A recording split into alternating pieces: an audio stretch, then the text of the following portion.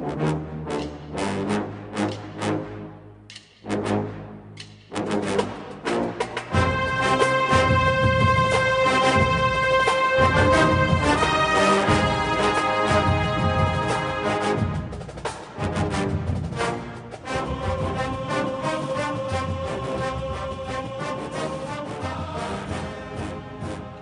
morning, Bucknutters. Welcome to the Bucknuts Morning 5 here on Friday, April 10th, 2020. I am Dave Biddle. I'm very happy to be joined by Patrick Murphy, pinch hitting for Jonah Booker today. Patrick, how are you doing? Your girlfriend, Sarah, is one of the fine people that's on the front line. She is a nurse, so kudos to her. Kudos to all the medical personnel out there. Kudos to grocery store workers. Kudos to everybody that has to work right now. Patrick, how are you doing during these tough times? I'm doing all right. Yeah, Sarah's a nurse. She works at the James. She's in the cancer part of the hospital. So actually, life's been fairly simple for her. They have a full unit of 20-some patients, and they've been down to as few as 7 or 8 some nights. She works nights because they're trying to keep any coronavirus patients out of the cancer part of the hospital, because those people obviously would be very affected given their immune system and whatnot. So it's kind of been the calm before the storm, but even the rest of the ICU hasn't been too crazy, or at least as crazy as they thought. I think Ohio's done such a great job when it comes to the social distancing stuff that it hasn't gotten to the point that people thought it would, and it may not get to the point that people thought it would, which is a good thing. So Sarah's been good. I've been good. We're just hanging out at home and walking the dog a lot and, trying to get through this. Walking the dog a lot. That sounds like a good activity to do right now. Yeah, that's a good way. That's a good thing to do to get out of the house. I've been playing a little bit of tennis. Some people said, come on, that's not social distancing. I'm around my daughter all the time anyway. I was playing singles tennis. Yes, that is social distancing. We're not playing doubles with random people or anything. We're the only ones touching the ball. So that's what I've been doing to try and get out of the house a little bit and take walks. I've been taking some walks with my wife and stuff like that. Things I never do. I play tennis. Yeah. I don't like taking walks. Usually walks to me are like the most boring thing in the world. Right now they're great. I love getting out of the house. But let's get into matters of business. Ohio State's done a pretty good job getting guys on the phone with us during this time. We got Ryan Day a few weeks ago. We got Mark Pantoni last week. Today we're going to get Gene Smith. 10 a.m. today, programming note. Check out Bucknuts. If you're listening to the show past 10 a.m., check out Bucknuts. We might already have the story up. But Gene Smith later today will be interesting. What I am most interested to hear is what he says about the possibility of the 2020 college football season. I know it's too early to really make predictions, but people are already throwing things around like, we can't have games without fans in the stands. Other people say, well, wouldn't that be better than the alternative? I'm just curious what Gene is going to say about stuff like that, Patrick. Yeah, it'll be interesting. I'm curious to find out, if he knows much more than anyone else at this point, given, the uncertainty of the situation in general. We talked to him a few weeks ago after this all first started, and at that point it really was up in the air about anything happening. The NCAA tournament had just been canceled, and that was unprecedented and pretty surprising, I think, still to most people. And now obviously we're several weeks into stay-at-home orders and no sports and whatnot. So it'll be interesting to see what he's heard from the NCAA, what he's heard from, coaches, other athletic directors, things like that, in terms of what they're thinking, what they're game planning for. Hopefully he has some information that'll be enlightening, hopefully positive, given this, kind of tough time. There's a lot of uncertainty, though, like I said. I mean, it's tough to say, we'll have guys back on campus by this date because we just don't know when things are going to happen. I know Bill Kurlick wrote something last night for us that was about how Ohio State football's very focused on getting guys back so they can work with Mickey Marotti about, or in order to be ready for the football season, because right now they're trying to work out from home. But the truth of the matter, as far as I understand it, is they just don't know. So maybe Gene will be able to give us some more information on those type of things, what the thought process is, what they're at least hoping for, those type of things. So certainly some interesting points there to talk to him about. And there's also the financial aspect of all of this, which I'm sure he is concerned about. So a lot that can come from talking with Ohio State's athletic director. And I'm sure the 2020 college football season will be the main topic of conversation throughout the call. But I'm sure he's also going to get asked about the possibility of an 8-team playoff. Eventually, we're going to be through this pandemic, and we're going to have football again. I think we're going to have football this season. But one thing a lot of athletic directors, just a lot of people involved in the sport have been pushing behind the scenes, and there's been some reports about this. We have a long thread on the Front Row message board right now about it, is the possibility of an 8-team playoff, increasing it from 4 teams to 8 teams. And, I think just generally speaking, the idea would be the 5 major conferences, their conference champion gets an automatic berth, then you have 3 at-large berths. I'll give my take after I hear yours. What would you think about an 8-team playoff as opposed to a 4-team playoff? I'm not a huge fan of expansion. I like college football. I liked college football because you had a season that really mattered. I've always thought that that's the beauty of college football. Every game really means something for teams, especially teams in the hunt for conference titles, national titles, those type of things. Now, was the voting system in terms of the polls perfect? Was the BCS perfect? No. The 4-team playoff made a lot of sense, I thought, because still the games matter. Losing a game can put you in jeopardy of making the playoffs. Going to an 8-team playoff obviously opens that up even more. It does give more teams opportunities. I saw, a projection of every year of the college football playoff with an 8-team playoff, and Ohio State would have been in every year, which would have been great for fans of the Buckeyes and great for us to cover. The Buckeyes probably would have gone on to win another national championship, maybe in 2015, maybe another year. So from that perspective, I think it's good. And I do think it will happen. I think that, there's enough noise behind it. There's enough money to be made, games to be played, that, athletic directors will push for this. The playoffs will want to expand once the current contract's up in a few years here. So it definitely won't surprise me if it happens. I do think there's a lot of logistical things that have to be worked out. And, I know this because Urban Meyer talked about it a lot and Gene Smith's talked about it. But, how do you do these extra games? There's, as much as people like to think, only about the athletic side of it, these student athletes are students also, so they do have to go to class sometimes, even with online classes that they're learning much more about now. So how do you make that work? Do you get rid of the conference championship games and, then have, the first round of the playoff maybe that weekend or just give them that weekend off to recover? Do you add extra scholarships in order to have more depth for teams that are making these longer postseason runs?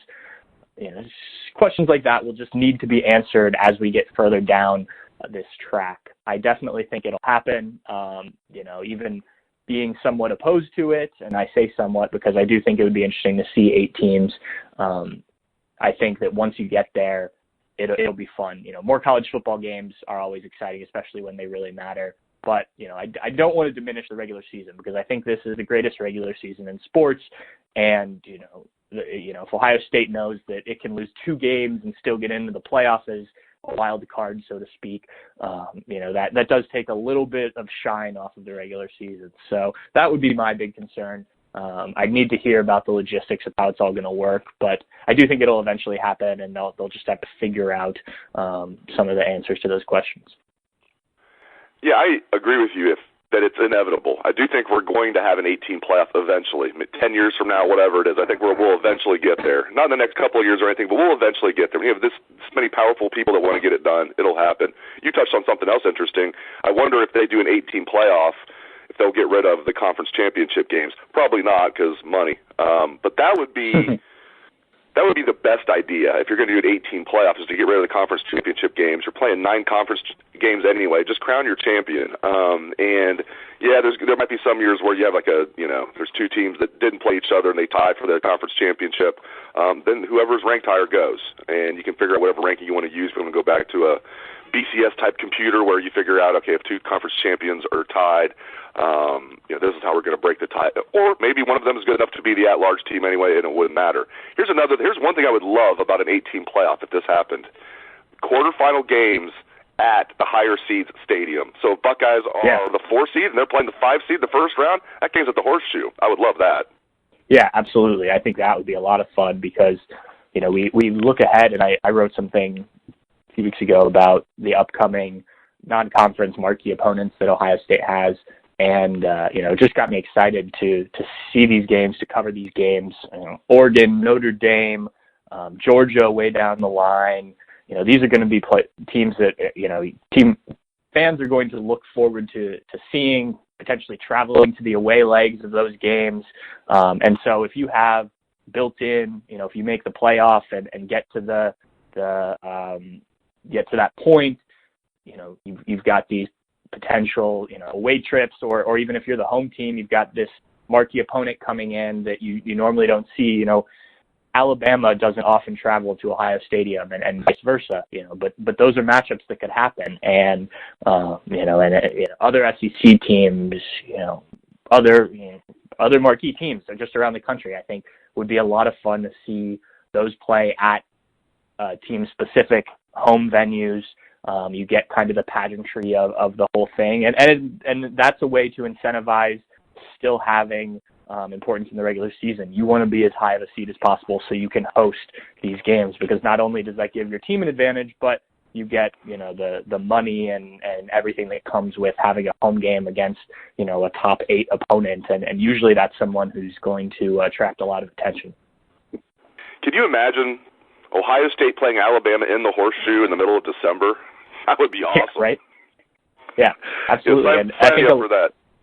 Yeah, I think a lot of those schools, and not even just SEC schools, but say USC gets back, bring them into the Horseshoe or anywhere. I mean, going to Madison in December, things like that, where these West Coast teams, these warm weather teams, wherever they're from, Clemson, I mean, teams that aren't used to playing in snow and difficult conditions that Big Ten teams play in every year. I think that would be very interesting to see how they handle it. And then, like I said, that would be part of the home field advantage. You know what?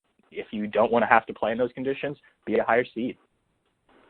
Last thing on the show here, we haven't talked a lot about the basketball team. In fact, I haven't talked about the basketball team on the show, and I can't remember last time I even talked about it. Maybe when everything was getting canceled.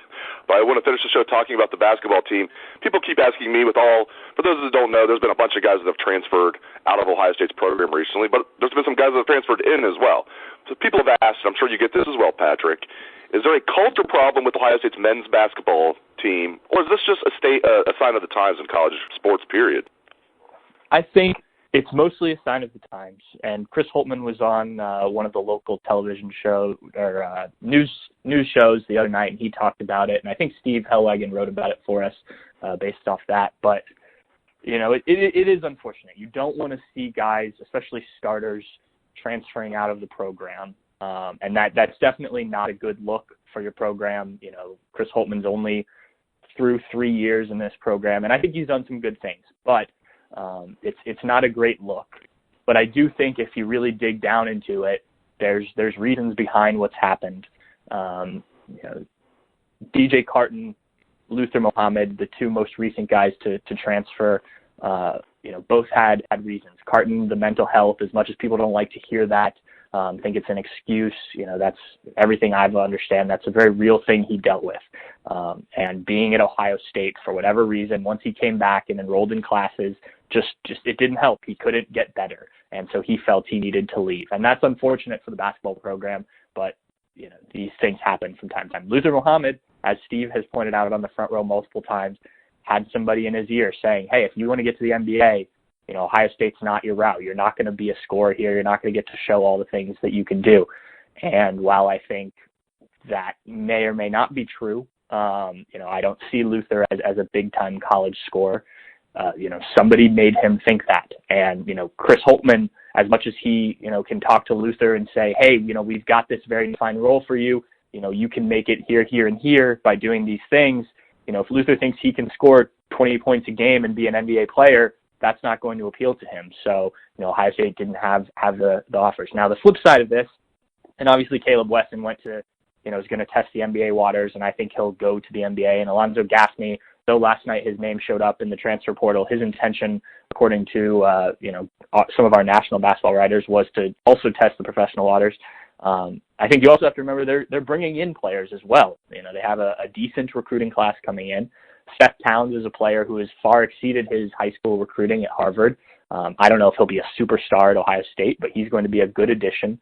They also brought in Justice Suing last year, who people kind of forget about, but he's a guy who averaged almost 15 points a game in the Pac-10, Pac-12, and they like him a lot and what he'll add on the perimeter. So they've brought in guys. They have a guard coming in, Jimmy Sotos, for the following year. It's not like everyone is bailing on this program. There are players that are excited about playing here, guys that are coming in also believe in the culture, and they're putting together a team of guys that want to be here, want to fit into this system. It's going to look different, no doubt, than it did a year ago, but they're going to figure it out. I think that the program's fine. Again, it's not a great look to have guys leaving all the time, but it's two guys that had their own reasons for leaving, as opposed to there being a program problem, I think. Great stuff from Patrick Murphy. Really appreciate it, Patrick. Again, Gene Smith today at 10 a.m. Keep it locked to Bucknuts for coverage of that. We also have a story on Ryan Day, who was on ESPN earlier this morning. So Patrick will have a story on that. So keep it locked to Bucknuts for all of that and more. Thanks again to Patrick Murphy, and thank you to all the listeners out there for tuning into the show. Hope everyone has a great day and a great weekend. Let's hear that Buckeye swag. Best damn band in the land.